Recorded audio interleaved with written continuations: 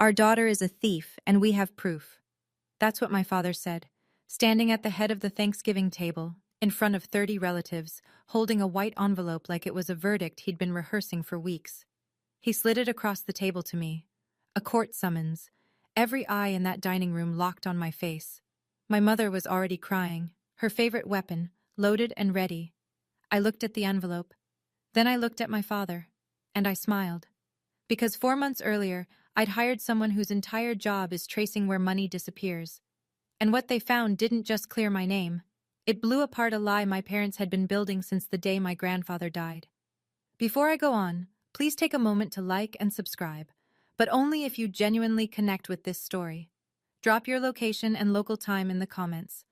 I'm Ophelia, I'm 32, and I'm a registered nurse from a small town in Georgia. Now let me take you back 8 months, to the week my grandfather Earl Palmer was buried. My grandfather Earl Palmer died on a Tuesday in March. He was 84. Pneumonia, they said. Quick, at the end. I drove 3 hours from my apartment to the funeral home in Dawson, Georgia, population 4,000 give or take.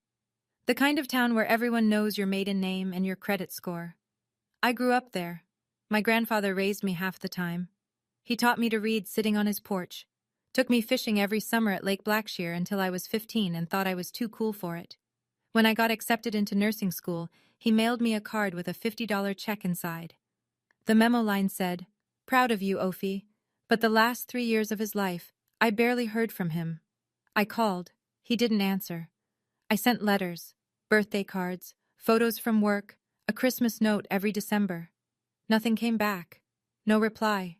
No returned mail either. Just silence. I told myself he was getting older, maybe confused, maybe angry about something I couldn't remember doing.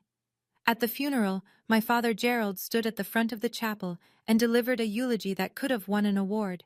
Tears in his eyes, voice cracking at the right moments. "My father was the greatest man I ever knew," he said, gripping the podium. I sat in the third row. Nobody asked me to sit closer.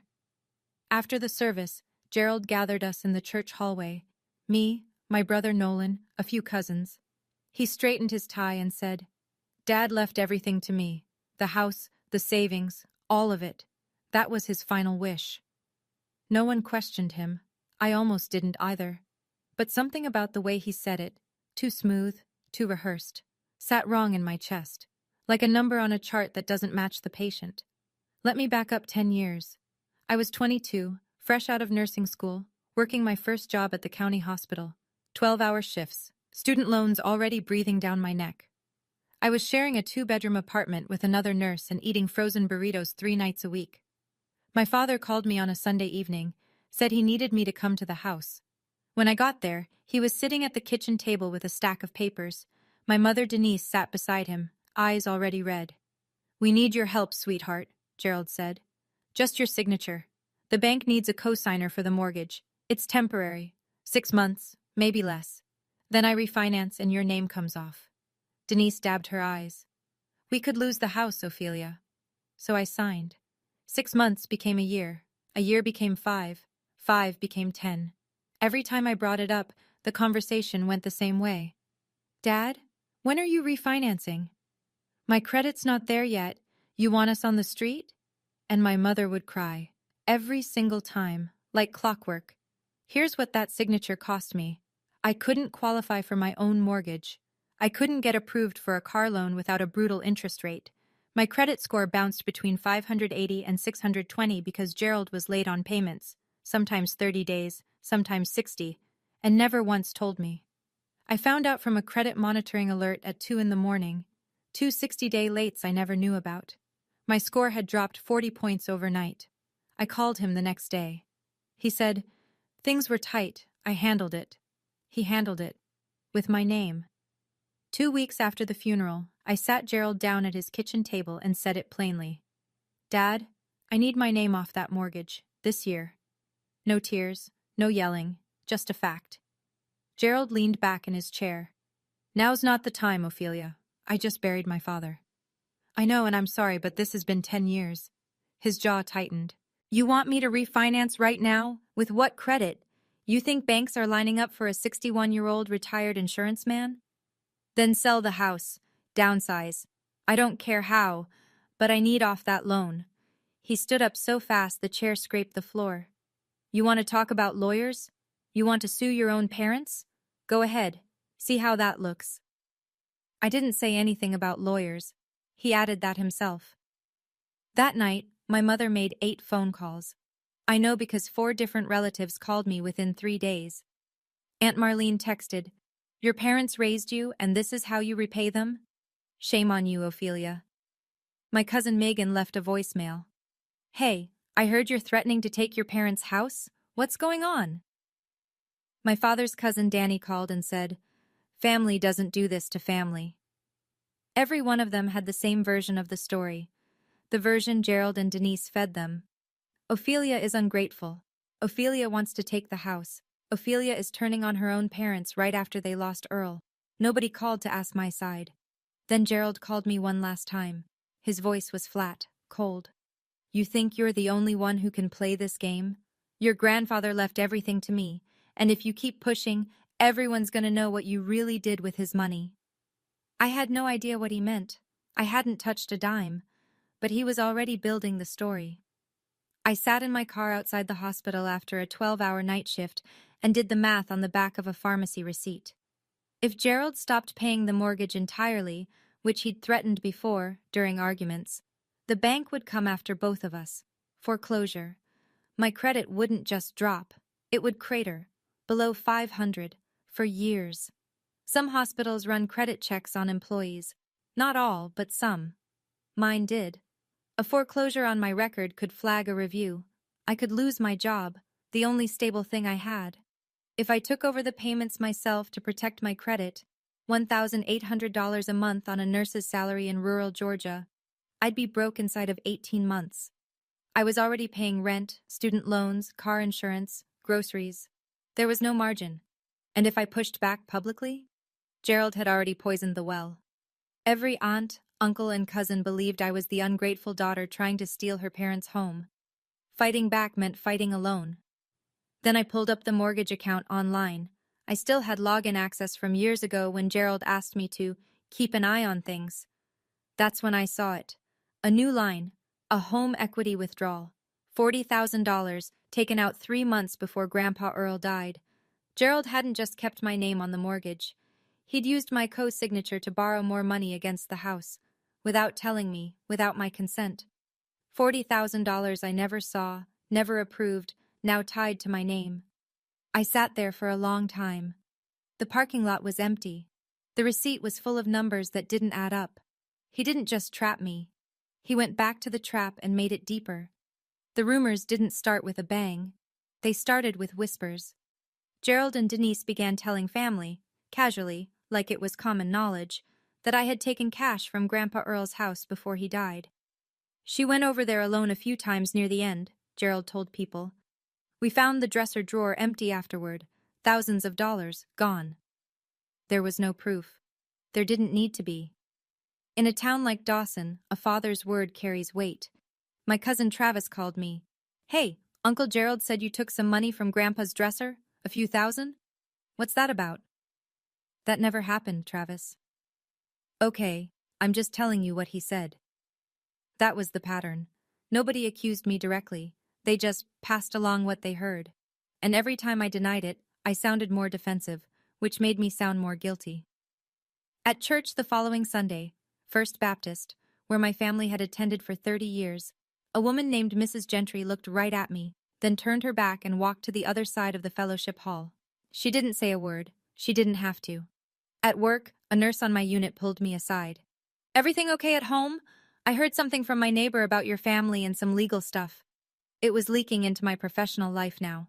That's when it clicked. Gerald wasn't just covering his tracks. He was building a narrative. If anyone ever questioned the inheritance, he wanted the whole town already primed to believe one thing: Ophelia is the thief. But he slipped. He mentioned the dresser drawer. Specific. Too specific.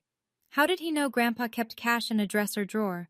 Unless he'd been in that drawer himself. I drove 45 minutes to the county courthouse on my day off, parked in the back lot, walked in wearing scrubs I hadn't changed out of because I'd come straight from a shift. The clerk at the probate office was a woman named Diane, with reading glasses on a beaded chain. I told her I needed a copy of the probate file for Earl James Palmer, deceased March of this year. Relation? She asked. Granddaughter. She didn't hesitate.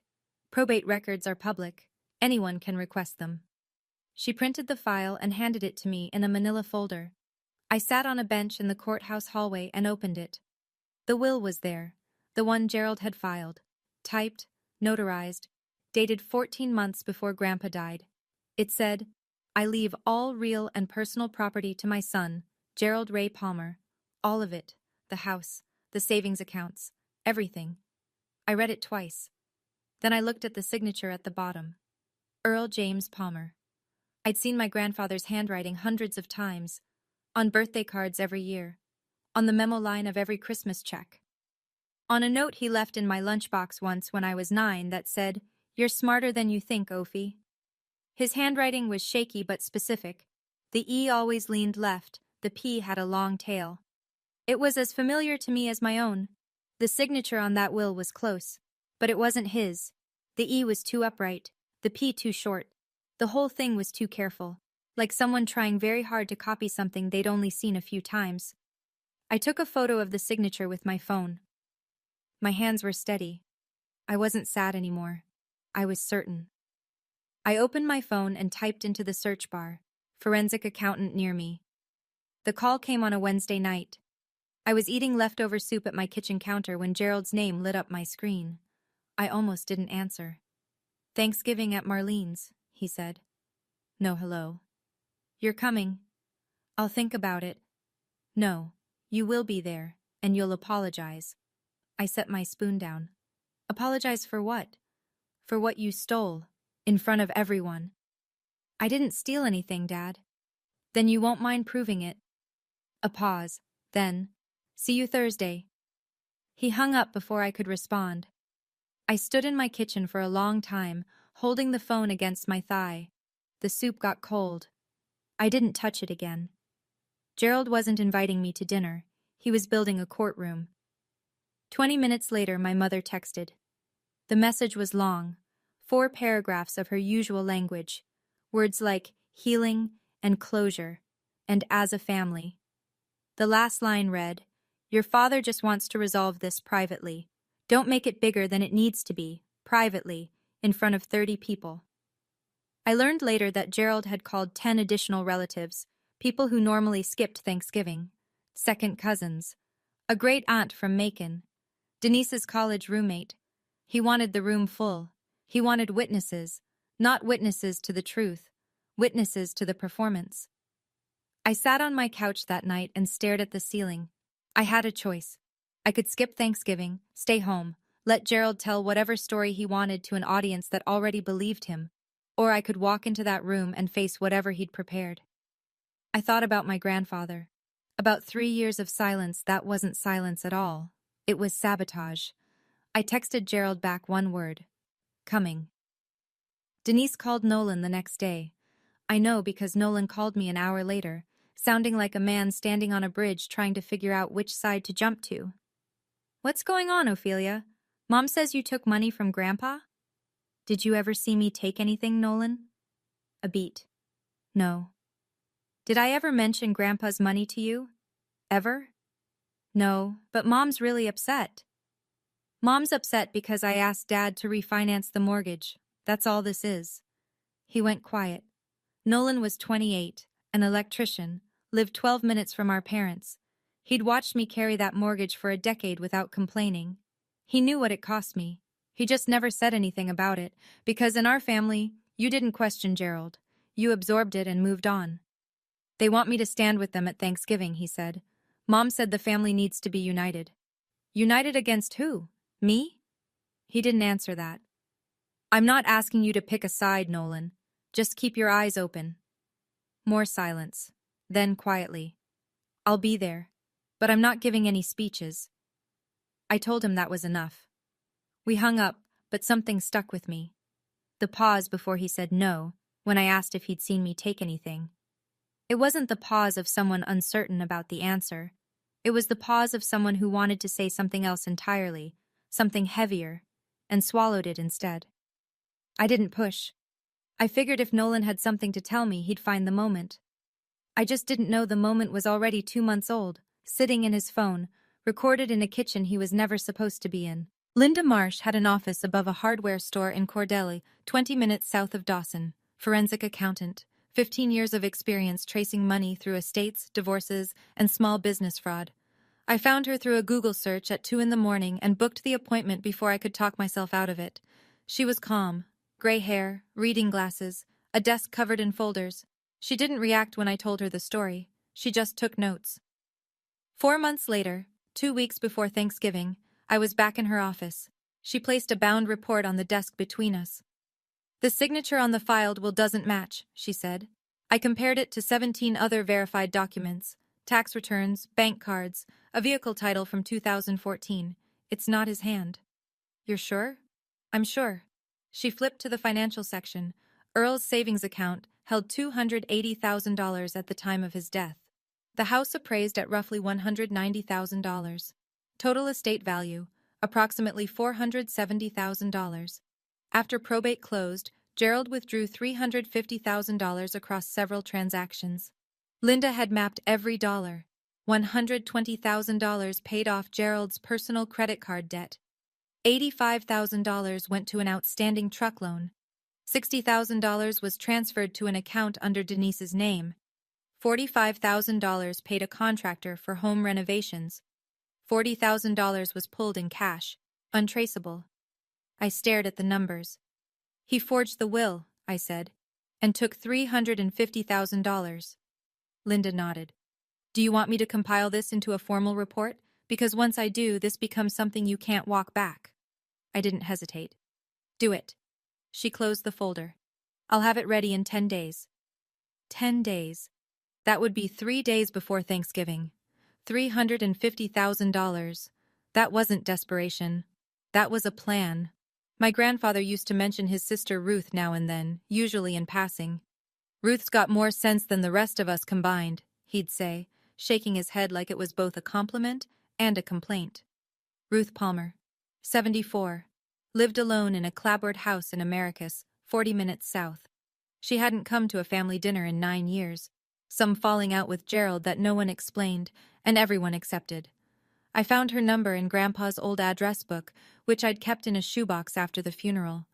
I called on a Thursday evening, half expecting the line to be disconnected. She picked up on the second ring. Mrs. Palmer? This is Ophelia, Earl's granddaughter. Silence. Long enough that I thought I'd lost the connection. Then softly. Earl told me you'd call one day. The air left my lungs. What do you mean? Your grandpa gave me something 3 years ago, told me to keep it safe, said if anything went wrong after he passed, you'd come looking. She invited me to her house that Saturday. I drove down with my heart beating so hard I could feel it in my fingers. Ruth met me at the door. She didn't hug me. She just looked at me for a long moment, then handed me a yellowed envelope. Inside was a handwritten will. Earl's real handwriting. Shaky, leaning, unmistakable. Witnessed by 2 neighbors, dated 5 years before his death. The contents were simple. Everything divided equally among 4 grandchildren, Ophelia, Nolan, Travis, and Megan. I looked up at Ruth. She sat down heavily. Gerald came to your grandpa's house every week those last 3 years. Told Earl you didn't want to see him anymore, said you'd moved on. My grandfather didn't stop calling me. Gerald stopped him. 2 weeks before Thanksgiving. 10:14 p.m., Nolan's name on my screen. I need to tell you something, he said. His voice was low, rushed, like a man talking in a room he wasn't supposed to be in. Don't ask how I know. Okay. 2 months ago, I went to the house to grab my drill set from the garage. I came through the side door. Mom and Dad were in the kitchen. They didn't hear me come in. He paused. I could hear him breathing. Dad was saying, I'm going to tell you exactly what he said. She can't prove anything. The will is filed. It's done. I gripped the edge of my couch cushion. And then Mom said, but what if she gets a lawyer? And Dad said, then we go louder. We make her the villain. Nobody's gonna believe her over us. Silence on both ends. Nolan, tell me you recorded that. I hit record the second I heard them arguing. I have the whole thing. He sent me the audio file while we were still on the phone. I played it.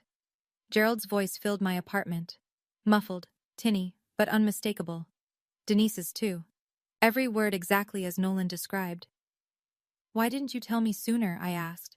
He was quiet for a long time, then, "Because I was scared, Ophelia. They're my parents too. I didn't know what to do with it." I understood that. I really did. Fear doesn't always look like shaking hands. Sometimes it looks like 2 months of silence, carrying a recording on your phone like a grenade you don't know how to throw. "Thank you," I said. "That took guts. What are you going to do?" "I don't know yet, but I'm not going to Thanksgiving empty-handed." The estate attorney's name was Harlan Bates. Small office on Main Street in Albany. Wood-paneled walls, a University of Georgia diploma, and a handshake that meant something. I laid everything on his desk. Linda Marsh's forensic report, the handwritten will from Aunt Ruth, the probate file from the courthouse, and the audio recording from Nolan. He spent 40 minutes reading, didn't say a word until he was finished. Then he looked up. "This is fraud, clear as day. Forged signature, falsified probate filing, misappropriation of estate assets. You have standing to challenge the will and file a civil claim. If the DA's office picks it up, it could go criminal." "I'm not suing anyone. Not yet. I just need to be ready." He nodded slowly. "Ready for what, exactly?" "My father is planning something for Thanksgiving. I don't know what, but I know him. He won't let this go quietly." Harlan assembled a packet for me, a summary of the forensic findings, a certified copy of the original will, and a printout of the account transfers showing where the $350,000 went. He put it all in a large manila envelope and sealed it. "If you ever need to use this," he said, "it speaks for itself." I put the envelope in my bag. That evening I called Aunt Ruth. "Would you come to Thanksgiving at Marlene's?" Silence. Then, "I haven't been to a family dinner in 9 years." "I know." Another pause. "For Earl, I'll be there." I hung up and sat on the edge of my bed. The envelope was in my bag by the door. If Gerald said nothing at Thanksgiving, it would stay there, sealed, untouched. But I knew my father. Silence had never been his style. Okay, I need to pause here for a second. This part isn't in the story. This is just me, talking to you. Sitting in that lawyer's office, holding that envelope, I almost backed out. Almost put it back on his desk and said, "Forget it." Because part of me, the part that spent 32 years being Gerald Palmer's daughter, still wanted to believe there was an explanation. That maybe I had it wrong. But here's my question for you. If you had the proof in your hands, would you bring it to Thanksgiving? Or would you keep the peace? Let me know in the comments. All right. Thanksgiving morning. Aunt Marlene's house sat on a half-acre lot on Pinewood Drive, a white ranch style with black shutters and an American flag on the porch. The driveway was already full when I pulled up at 1:15. Trucks, sedans, a minivan with a car seat in back. Someone had taped paper turkeys to the front door. Inside, 3 long tables pushed together down the center of the living room, covered in mismatched tablecloths. 32 place settings. The smell of roasted turkey and cornbread dressing hit me before I cleared the doorway. I stepped in and the room shifted. Not loudly, not obviously, but I felt it. A half-second pause in conversation. A few heads turning. Someone near the kitchen glanced at me and looked away fast. Everyone here had heard the rumors. Everyone had already picked a side. Aunt Marlene hugged me at the door. "Good to see you, honey." But her arms were stiff, and she let go a beat too soon. Gerald sat at the head of the center table, navy blazer, pressed shirt, dressed up, which was unusual for Thanksgiving. Denise was beside him in a cream-colored sweater, hands folded, eyes already glistening. They looked like a couple posing for a church directory photo. Gerald saw me and smiled. Not warmth, satisfaction. The smile of a man who's already rehearsed the next 2 hours. Aunt Ruth arrived 15 minutes later. She came through the side door quietly and sat at the far end of the table. Nobody greeted her. Most of the younger cousins didn't even recognize her. 9 years is a long time. Nolan was in the middle of the table, staring at his empty plate like it held the answers to something. I set my bag under my chair. The envelope pressed against my ankle. The turkey was carved. The prayer was said. And Gerald waited. We were 20 minutes into the meal when Gerald tapped his knife against his water glass. The room went quiet in layers. The adults first, then the teenagers, then the kids at the folding table near the window. Someone turned down the football game on the TV in the den. Gerald stood. He placed both hands on the table, leaned forward slightly, and looked around the room like a man about to deliver a sermon. "Before we go around and say what we're thankful for," he began, "I need to address something that's been weighing on this family." My pulse climbed, but I didn't move. He looked at Denise. She dabbed her eyes with a napkin, right on cue. "Most of you have heard the rumors," Gerald continued. "I wish I didn't have to do this publicly. Believe me, Denise and I tried to handle it privately, but our daughter left us no choice." He paused for effect. A few relatives shifted in their seats. Uncle Danny set down his fork. "After my father passed, we discovered that a significant amount of money was missing from his accounts. We looked into it, we traced it, and the evidence points to one person in this room." He turned to me. 32 faces followed his gaze. "Our daughter Ophelia is a thief." His voice didn't waver. "And we have proof." The room held its breath. Aunt Marlene's hand went to her mouth. Cousin Megan stared at me wide-eyed. A great aunt I barely knew whispered to the woman beside her, "Oh my God!" Denise's crying grew louder, perfectly timed, perfectly pitched.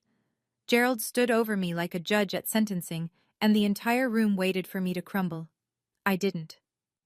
I folded my hands on the table and looked him in the eye. Gerald reached into the inside pocket of his blazer and pulled out a white envelope, crisp, official-looking. He walked slowly around the table, past Uncle Danny, past Cousin Travis, past Aunt Marlene, until he stood right beside my chair. He set the envelope in front of me.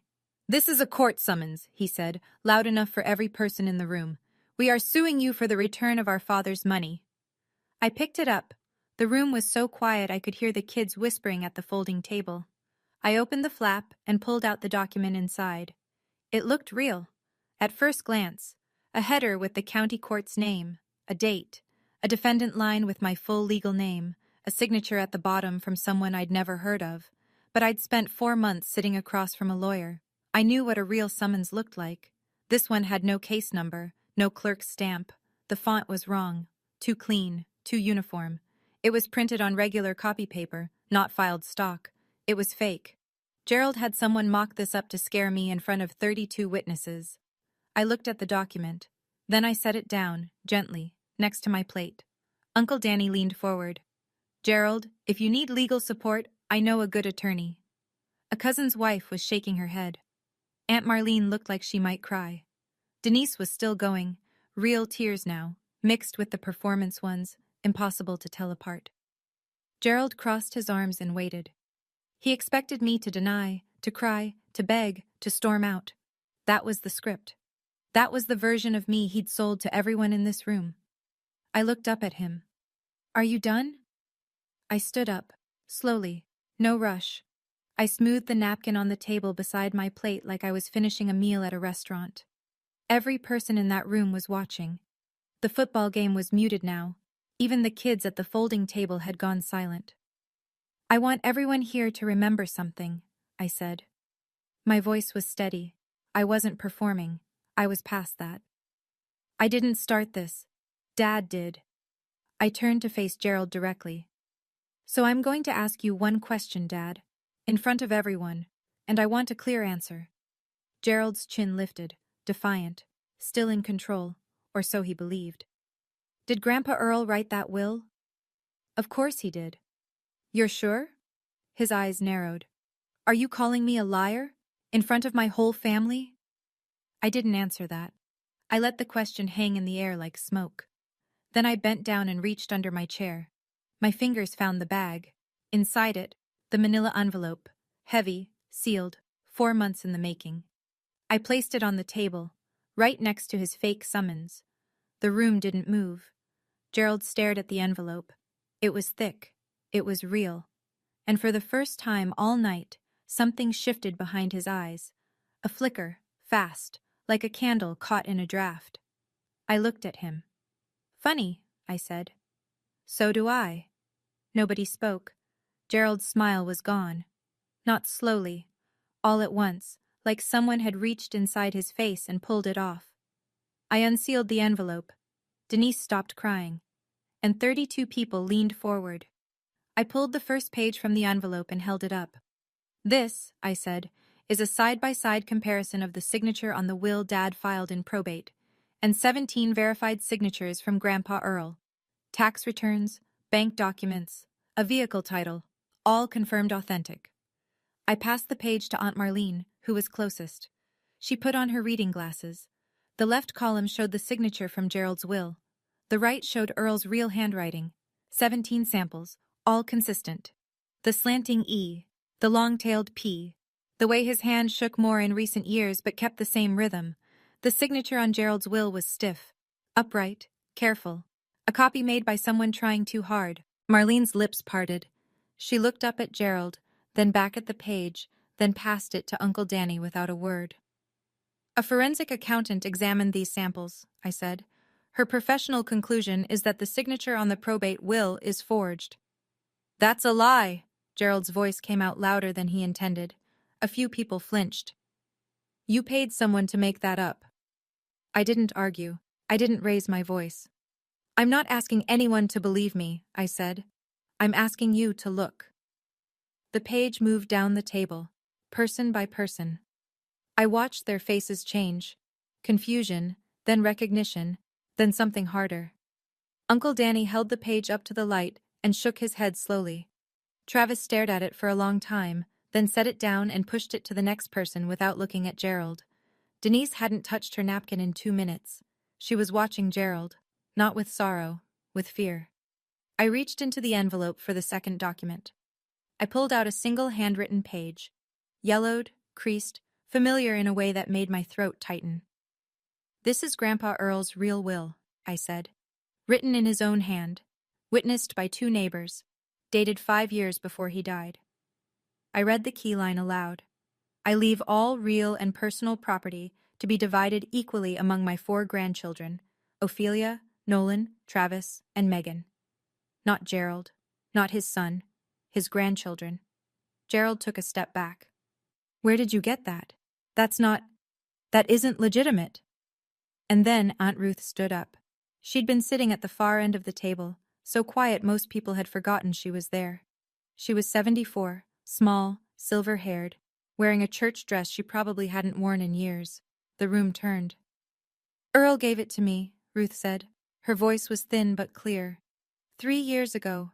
Sat me down at my kitchen table, handed me this envelope and said, "Keep this safe, Ruth, because I don't trust my own son." Nobody breathed. Gerald. Ruth, you don't know what you're... I'm not finished. She didn't raise her voice. She didn't need to. Gerald went to your grandpa's house every week those last 3 years, told Earl that Ophelia didn't want to see him anymore, told him she'd moved on, cut off the phone calls, returned the letters. She looked at me. Earl died thinking his granddaughter forgot him. I felt the room shift. Not toward me, not toward Gerald, but toward something none of them had prepared for. The silence that followed wasn't confusion. It was the sound of 32 people recalculating everything they'd been told. Gerald's face was white. His mouth opened. Nothing came out. Denise whispered to no one. Oh, God. I pulled the last page from the envelope. After probate closed, Dad withdrew $350,000 from Grandpa's accounts. I held the sheet so the room could see the columns. This is where every dollar went. I read it slowly. No emotion, just numbers.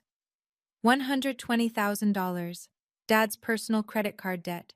$85,000, an outstanding loan on his truck. $60,000, transferred into an account under Mom's name. $45,000, paid to a contractor for renovations on their house. $40,000, withdrawn in cash. Destination unknown. I set the page down. That's $350,000 that belonged to 4 grandchildren, not 1 son. Gerald grabbed the back of his chair. That's my father's money. He left it to me, legally. No, Dad.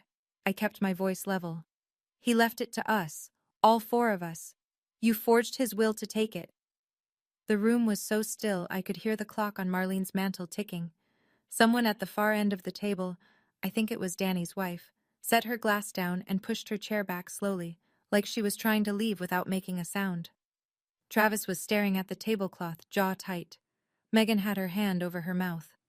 Aunt Marlene picked up her napkin, folded it once, placed it beside her plate, and pushed her chair out. She didn't stand. She just separated. Inches of distance, that meant everything. Uncle Danny, the same man who 5 minutes ago offered Gerald a lawyer, turned in his seat. "Gerald," his voice was careful. "Is this true?" Gerald looked at him, then at Marlene, then at Denise, who had stopped crying entirely and was staring at the table like it might open up and swallow her. He didn't answer. Gerald's eyes swept the room, searching for someone, anyone, still on his side. He found no one. "She's manipulating all of you." His voice cracked on the second word. These are fabricated. She paid people to..." "Then explain the money, Dad." I didn't shout. I didn't need to. $350,000. Where did it go? He opened his mouth, closed it, opened it again. Nothing. That's when Nolan stood up. Every head in the room turned. Nolan, 28, quiet, the one who never took sides, was standing at the middle of the table with his phone in his hand. "I heard them," he said. His voice was tight, like he was holding it together with both fists. 2 months ago, in the kitchen. They didn't know I was in the garage." He looked at Gerald, then at Denise. "Dad said, 'She can't prove anything. The will is filed. It's done.'" Gerald, "Nolan, don't." And Mom said, "But what if she gets a lawyer?" And Dad said, "Then we go louder. We make her the villain. Nobody's gonna believe her over us." Nolan tapped his phone screen and set it on the table. Gerald's voice filled the room, muffled, recorded through a garage wall, but every word clear enough to land. "She can't prove anything. The will is filed. It's done." Then Denise's voice.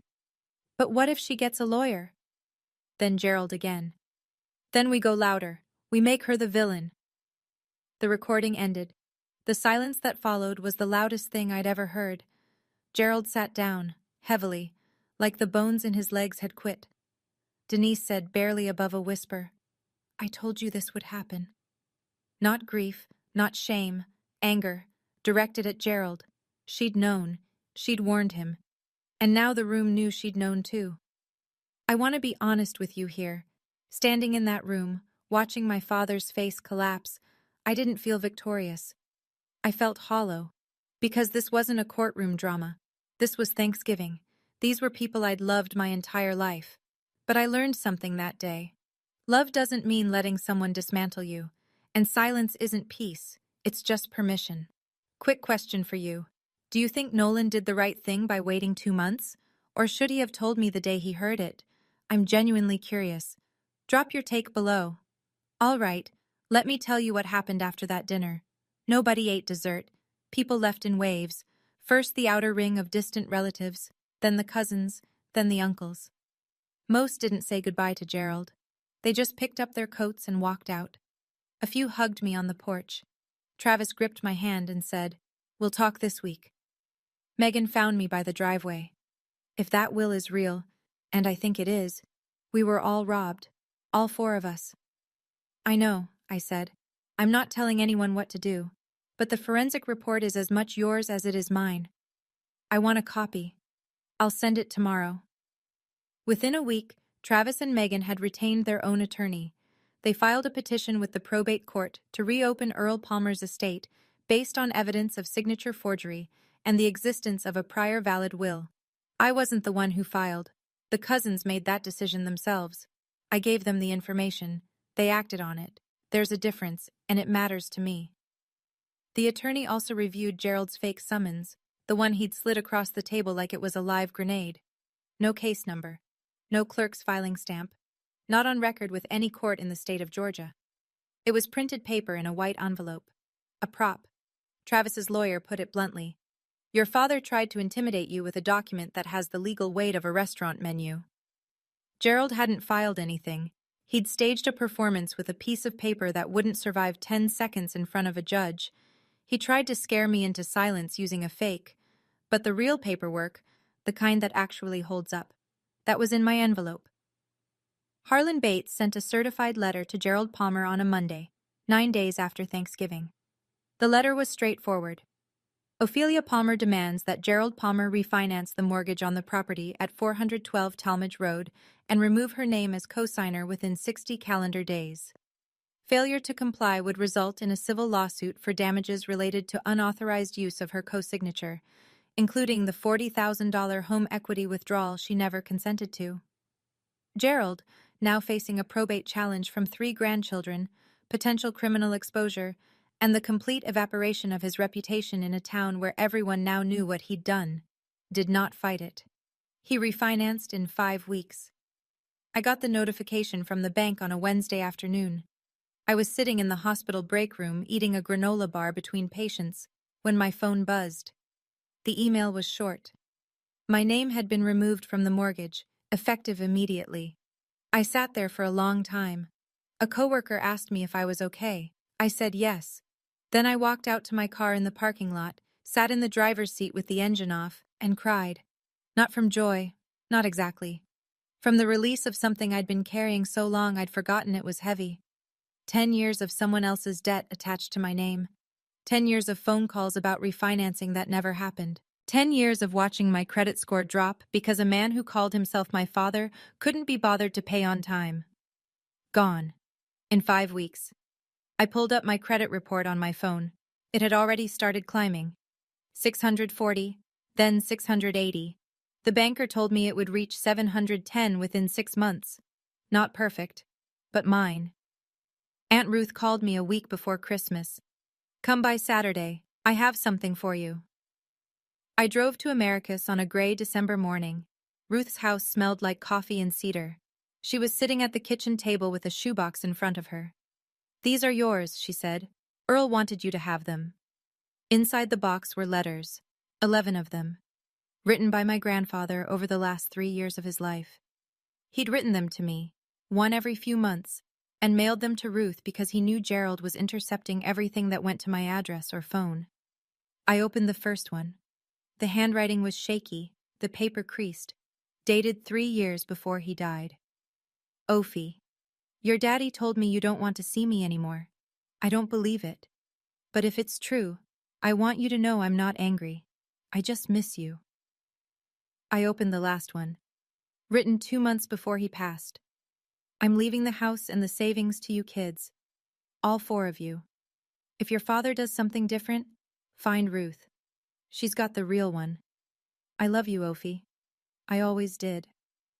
I set the letter down on Ruth's kitchen table and pressed my palms flat against the wood. The grain was cold under my fingers. I focused on that. The cold, the texture. Because if I didn't anchor myself to something physical, I was going to dissolve. He never stopped writing to me. For 3 years, he wrote letters he knew I'd never receive, and sent copies to the one person he trusted to hold the truth. Ruth poured me a cup of coffee. Neither of us spoke for a while. He didn't leave me money. He left me proof that he never gave up. In a small town, you don't need a press conference. You just need one Thanksgiving dinner. By the first week of December, every family in our circle, and most of the congregation at First Baptist, knew what Gerald and Denise had done. Not because I told them. I didn't have to. 32 people sat in that room. At least half of them went home and told someone. Those people told someone else. That's how it works in Dawson. Gerald and Denise stopped getting invited to things. No Christmas party at the Gentrys. No New Year's potluck at the church hall. Aunt Marlene, Denise's own sister, called her 3 days after Thanksgiving and said, I don't know exactly what you two did, but don't call me for a while. I need time. Denise tried to post a family update on Facebook. Something about false accusations and a family misunderstanding blown out of proportion. Within an hour, Travis commented with a link to the public probate filing. Denise deleted the post by dinner time. At church, Gerald shook hands with the pastor after the service like he always did. But the people who used to linger and chat moved on quickly. No one was rude. No one confronted him. They just shortened things. Fewer words, less eye contact. The invisible arithmetic of a small town adjusting its ledger. Mrs. Gentry, the woman who'd turned her back on me months ago in the fellowship hall, found me in the grocery store parking lot one Saturday. She touched my arm and said, "I owe you an apology, honey. I believed the wrong person." I told her I understood, because I did. Nobody banished Gerald and Denise. Nobody had to. In a small town, silence is the loudest sentence. The probate court accepted the petition to reopen Earl Palmer's estate in January. It moved faster than I expected. The judge reviewed the forensic signature analysis, the original handwritten will with 2 living witnesses, and the financial records showing the $350,000 in disbursements. She appointed an independent handwriting expert to evaluate the signatures. The expert's conclusion matched Linda Marsh's. The signature on the filed will was not Earl Palmer's. With the probate case reopened, Gerald now faced 2 tracks of consequences. The first was civil. The court would order the redistribution of estate assets according to the original will. 4 grandchildren, equal shares. The second was criminal. Forging a will in Georgia is a felony, estate fraud. The district attorney's office opened a preliminary review. No charges yet. These things take time. But the file was open and the evidence was clear. Gerald's lawyer advised him to negotiate. Gerald didn't have much leverage left. The house on Earl's property, the one he'd been so desperate to keep, had to be listed for sale. The proceeds, combined with whatever remained in the accounts, would be redistributed. After legal fees, each grandchild received approximately $82,000. Not a life-changing fortune. But not nothing either. Travis used his share to pay off his truck. Megan put hers toward her daughter's college fund. Nolan hadn't decided yet. I kept mine in a savings account and didn't touch it for 2 months. I wanted to make sure it felt clean before I spent $1, that it wasn't anger money or revenge money, just what Grandpa Earl intended, a share of what he'd built, passed down to the people he loved. Gerald spent $350,000 trying to live a life he couldn't afford. It cost him everything he had left. Nolan called me the week after Thanksgiving. It was the first time in years he'd called without it being about our parents. "I'm sorry I didn't tell you sooner," he said. "You told me when it mattered. That's enough."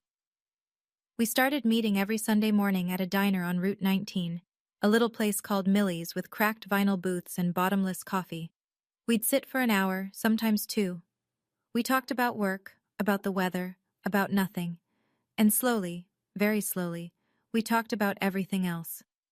Nolan told me that Gerald had tried to get him to co-sign on a personal loan 2 years ago. He'd refused. Gerald stopped speaking to him for 4 months afterward. Just froze him out. No calls, no visits, no acknowledgement at family events. "I thought I'd done something wrong," Nolan said, stirring his coffee. "Took me a while to realize it was punishment." I told him about the letters, about Grandpa Earl writing to me for 3 years through Aunt Ruth, about how Gerald had told Earl I didn't want to see him anymore.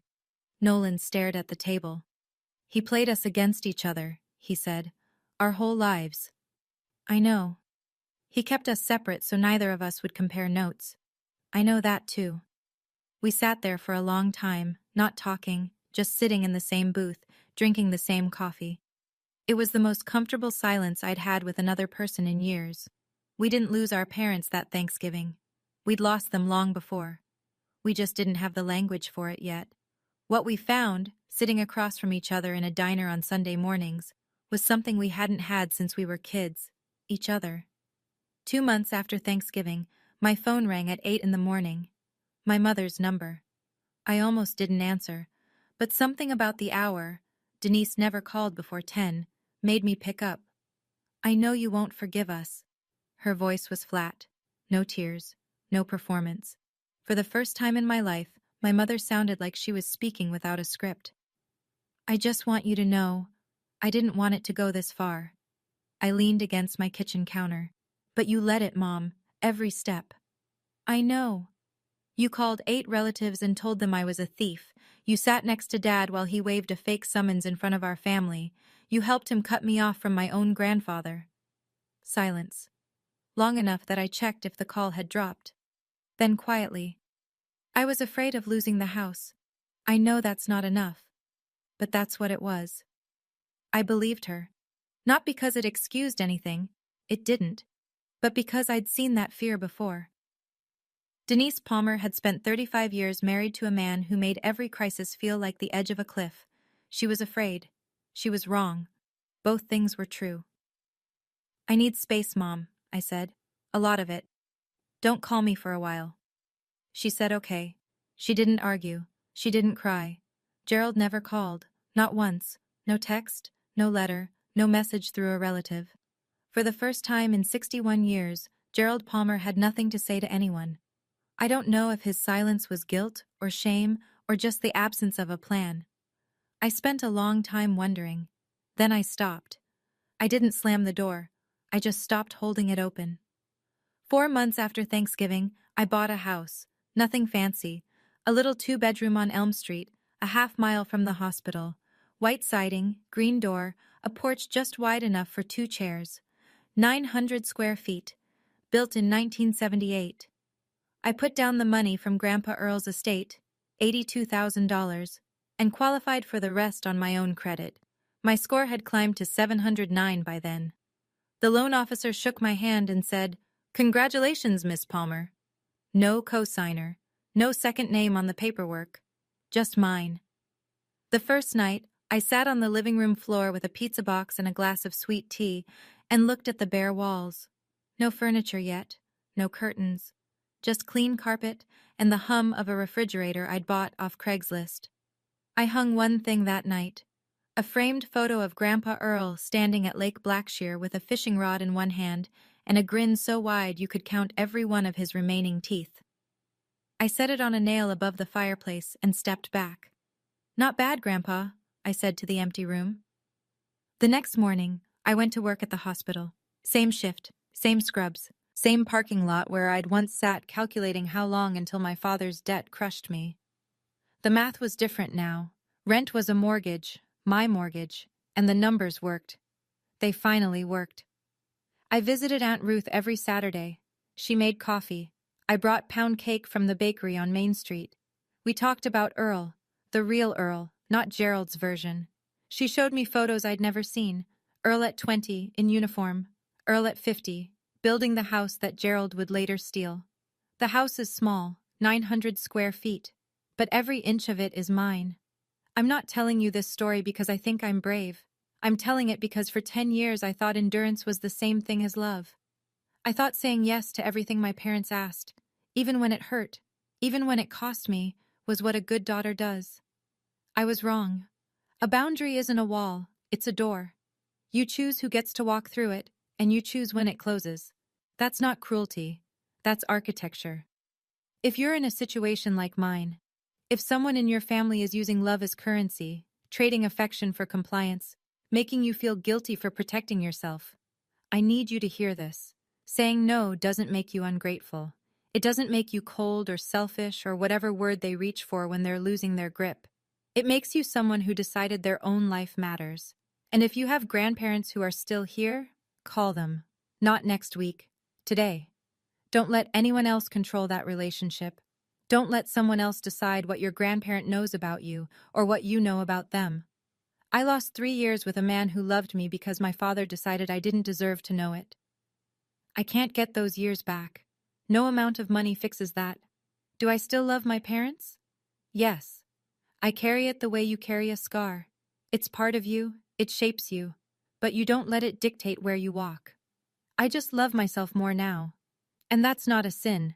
It's not betrayal. It's the bare minimum that took me 32 years to learn. I didn't win a war. I just stopped being a casualty. Here's where things stand today. The probate case is still working through the court. Gerald hasn't been charged criminally. The district attorney is reviewing the evidence, and these things move slowly in rural Georgia. I'm not pushing for it. If it happens, it happens. I've handed over what I have, and the system will do what the system does. Gerald and Denise still live in the house on Talmadge Road. They refinanced it clean. My name is gone. But the house feels smaller now, I imagine. Fewer people come by. Fewer calls to answer. The world they built with borrowed money and borrowed trust has contracted to the size of a kitchen table for 2. Nolan came over last weekend to help me paint the living room. He brought a pepperoni pizza and 2 cans of primer. We got more paint on ourselves than on the walls, but we got it done. We sat on the drop cloth afterward, eating cold pizza and not talking about our parents. We don't need to anymore. Aunt Ruth sent me something last week, a photograph I'd never seen. Earl holding me when I was 3 years old, at what looks like a 4th of July picnic. He's laughing. I'm holding a sparkler with both fists. On the back, in his handwriting, Ophi, Grandpa's proud of you. I taped it to the refrigerator, right next to my nursing license. My father tried to rewrite my grandfather's story. He forged a signature, stole a legacy, and silenced a dying man's wishes. He nearly rewrote mine too. But the truth, like a real signature, can't be forged. Not when the right people keep the original safe. That's my story. Thank you for staying all the way to the end. It means more than you know. If this hit close to home, if you've ever had to choose between keeping the peace and keeping your dignity, I'd love to hear from you. What would you have done at that Thanksgiving table? What would you have said? Drop it in the comments. And if you want another story like this one, there's one in the description that I think will stay with you just as long. Like, subscribe, and I'll see you in the next one.